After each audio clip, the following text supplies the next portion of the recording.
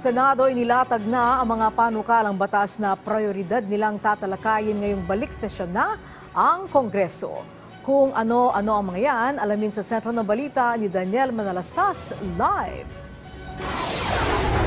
Yes, Ma'am Angelique, balik sesyon na nga ang mga senador ngayong hapon at inaasahang pagtatrabahuan ng mga senador yung mga nakapending pa na mga bills upang maihabol bago mag-adjourn ang sesyon.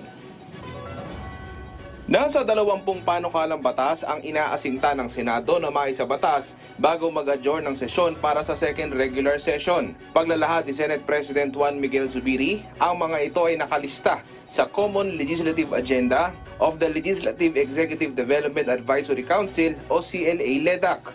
Kung susumahin, maiksing panahon lang ang pagbabalik sesyon bago mag-adjourn sa Hunyo.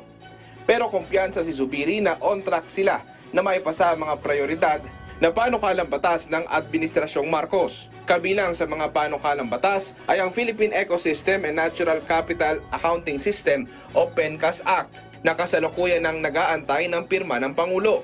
Ang ilan naman ay niratipikahan na ng Bicameral Conference Committee, tulad na napapanahong panukalang batas na Philippine Maritime Zones Act na pinaniniwalaan ng mga senador na kailangan sa gitna ng pagigipit ng China sa West Philippine Sea. Ang ilan naman niratipikahan na ng Senado ang BICAM report tulad ng Real Property Valuation and Assessment Reform Act. Inaabangan naman ang pag-aproba ng BICAM sa panukalang Anti-Agricultural Economic Sabotage Act at ang Self-Reliant Defense Posture Act. Habang lusot naman sa third reading ng Senado ang Academic Recovery and Accessible Learning Act. Nasa 9 na panukalang batas naman ang nakatenga pa at pagdedebatihan sa second reading. Kabilang na dyan ang mainit na pinagdedebatihan ngayon na panukalang pagbuhay sa mandatory ROTC program. Pagtitiyak ni Zubiri, bubusisiin nilang maigi ang mga panukalang batas. Ma'am Angelique, base sa impormasyong na ating nakuha ay magkakaroon ng caucus yung mga senador.